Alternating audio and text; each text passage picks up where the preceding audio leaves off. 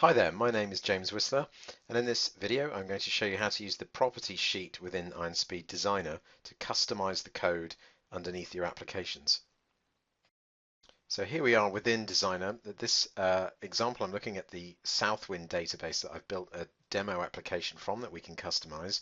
And I'm looking, as you can see in my Application Explorer over here on the left-hand side, at the Show Customers table. In the front of me, I've got in the main portion of the page, I've got the quick layout editor. And normally in the standard sort of setup that you would have within Designer, over here on the right hand side, we have a properties dialog or sheet that we can pop out. And of course, I can click my little pin icon to keep that on the screen. That's where we're going to look at the code methods that we're going to be able to customize within our application. Like so many other areas within Designer, the properties page or sheet over on the right hand side is context sensitive.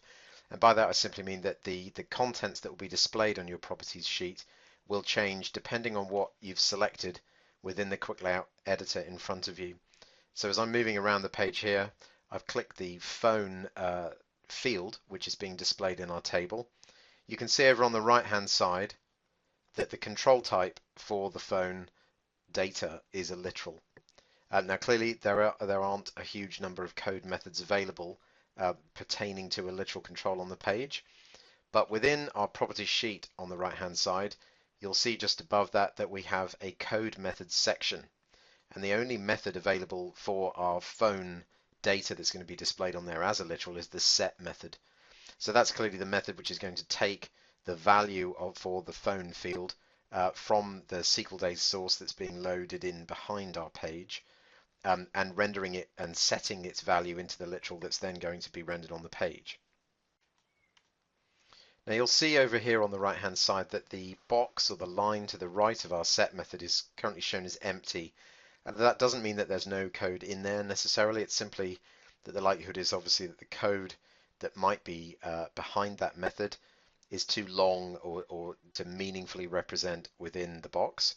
So when we click on it, you'll see an ellipsis button pops up to the right hand side, and if we click that, you'll then see the method or the code that's going to run underneath the set phone method within this page to take that value out of the data source and write it into the SQL or onto the literal and then render it on the page. So at the moment there is also a button at the top here saying that we can restore the code to the original version. At this point that's clearly grayed out because we are still looking at the original version of the code. So if I make an amendment in here, and I'm just going to add in a literal, at the point that I've customized this code in any way so that it's non-standard, you'll see that that restore button becomes available to you, such that if you were to have made a bit of a mess of your code and you decide, well, I'll just start again, you could clearly click that restore button and go back to the beginning. So I'm happy with my customization. Clearly it's not going to do a great deal, but I'm going to click OK. And on having done that, you'll see now on the right hand side, next to our set method, we just have the word customized appearing next to it. Now that's immediately to draw our attention to the fact that we've actually customized that code method.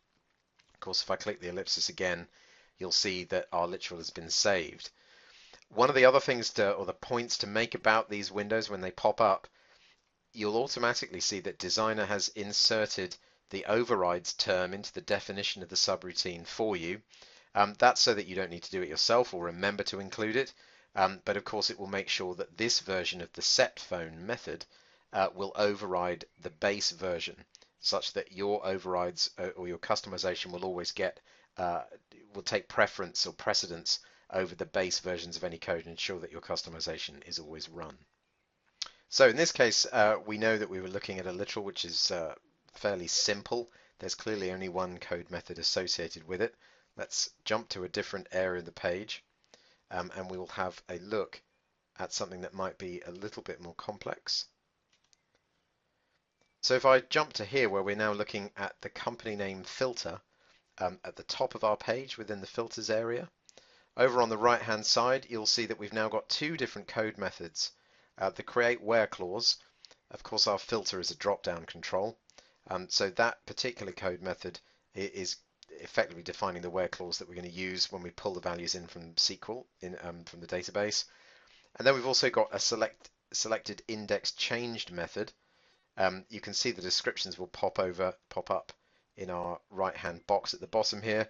So that's effectively a code method that's going to run whenever anybody changes what the selection is in that drop-down list filter.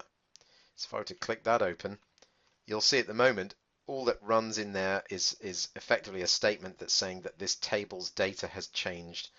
So we may fire a partial post back as a result to produce the filter results which are going to appear within our table. If I go back, I can also look at the create where clause. A little bit more complex code in here, which is effectively translating any of the design time criteria that we've applied, and ensuring that the where clause which is used in the code reflects the setup that we've configured. Clearly, when you move to more complex pages and more complex controls, you will see that the available code methods change considerably. On the right hand side now we're looking at the filter button. We've obviously got the click method which runs off that filter button, and similarly we've got a click method on the reset button. One point to mention about the code methods which are listed on the right hand side, however, of which you should be aware, it is not necessarily the list of methods which is displayed in the properties dialog is not necessarily a complete and comprehensive list of every method that may be available to the control that you've selected. So the full list may be larger than that. What Designer shows you in the properties dialog is the sort of more commonly customized methods that you might want to click through quickly. It's not necessarily exhaustive. So do be aware of that as you begin to use those methods or the code methods over there on the right hand side. It's possible if you're looking for a specific method for a specific control that it's not listed. That doesn't mean it's not there. You may have to code that yourself by going directly into the page code rather than using the properties sheet. It's really there for a kind of quick helper for the more common methods.